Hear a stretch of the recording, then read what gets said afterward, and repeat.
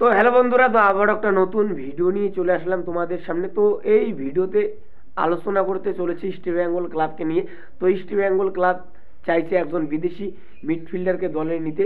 তো কোন বিদেশি মিডফিল্ডারকে দলে নিতে চাইছে ইস্ট বেঙ্গল ক্লাব, তো তোমাদেরকে এই ভিডিওতে বলবো। তো কোচ অস্কার ব্রুজনও চাইছে এই প্লেয়ারকে সই করাতে। তো কোন প্লেয়ারকে সই করাতে চাইছে কোচ অস্কার ব্রুজন, তো তোমাদেরকে এই ভিডিওতে বলবো। তো ভিডিওটা কিন্তু গুরুত্বপূর্ণ হতে চলেছে, তো পুরো ভিডিও দেখার জন্য কিন্তু অনুরোধ রইল তোমাদের কাছে। আর ভিডিও ভালো লাগলে অবশ্যই একটা লাইক করে চ্যানেলটাকে সাবস্ক্রাইব করে দিও ইস্ট বেঙ্গলের সমস্ত রকম আপডেট পাওয়ার জন্য। তো east Bengal versus Chennaiyin FC, তো যে ম্যাচটা হলো, তো সেই ম্যাচে কিন্তু ইস্ট বেঙ্গল হারলো। তো ইস্ট বেঙ্গলের এটা কিন্তু হোম ম্যাচ ছিল, তো চেন্নাইন এফসির কিন্তু অ্যাওয়ে ম্যাচ ছিল। তো চেন্নাই এফসি ইস্ট বেঙ্গলের ঘরের মাঠে এসে কিন্তু ইস্ট বেঙ্গলকে কিন্তু হারালো 3-0 গোলে। তো দেখো, দর্শকদের কিন্তু এবারও কিন্তু হতাশা দেখতে হলো। তো দর্শকরা আশা করেছে হয়তো এই ম্যাচটা জিতবে ইস্ট বেঙ্গল, তো সেটা কিন্তু আর হলো না। তো আবারও কিন্তু হারের মুখ দেখতে হলো।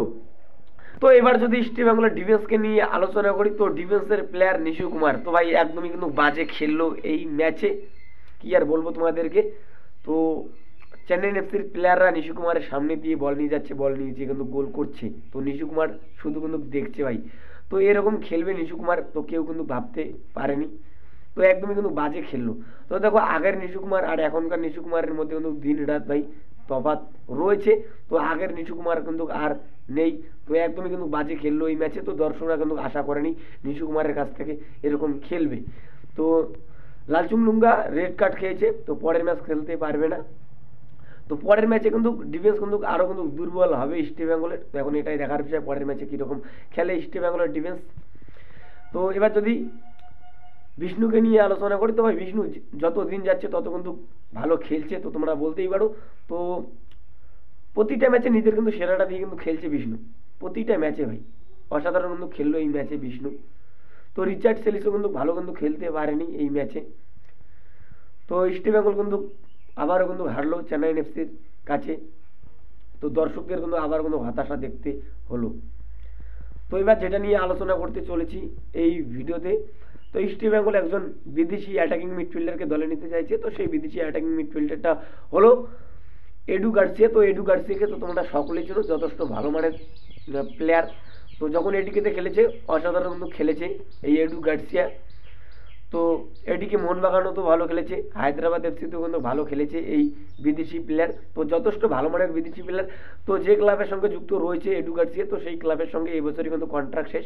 তো ইস্ট বেঙ্গল চাইছে এই প্লেয়ারকে দলে আনতে, এরকমই কিন্তু আপডেট পাওয়া যাচ্ছে। তো কোচ অস্কার ব্রুজনও চাইছে এই প্লেয়ারকে, এই এডু গার্সিয়াকে সই করাতে চাইছে। তো এই অ্যাটাকিং মিডফিল্ডারকে কিন্তু সই করাতে চাইছে এবার কোচ অস্কার ব্রুজন। তো এরকমই কিন্তু আপডেট পাওয়া যাচ্ছে।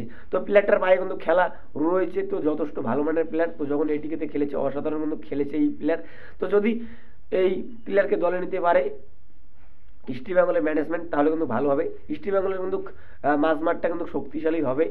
তো এখন এটাই দেখার বিষয় ইস্ট বেঙ্গল এই প্লেয়ারকে দলে নিতে পারে নাকি। তো দেখো, ম্যানেজমেন্ট যদি টিমের পিছনে টাকা খরচ না করে তাহলে কিন্তু টিম কখনোই ভালো হবে না। তো টাকা খরচ করতে হবে। তো টাকা খরচ না করলে কোনো প্লেয়ারই কিন্তু আসবে না। তো কোনো ভালো প্লেয়ারই কিন্তু আসবে না। তখন এটাই দেখার বিষয় ম্যানেজমেন্ট কী করে।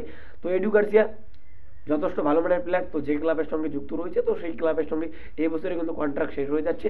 তো যতটুকু আপডেট পেয়েছি তো তোমাদেরকে বললাম। তো যদি ভিডিওটা ভালো লাগে অবশ্যই একটা লাইক করে চ্যানেলটাকে সাবস্ক্রাইব করে দিও ইস্ট বেঙ্গলের সমস্ত রকম আপডেট পাওয়ার জন্য।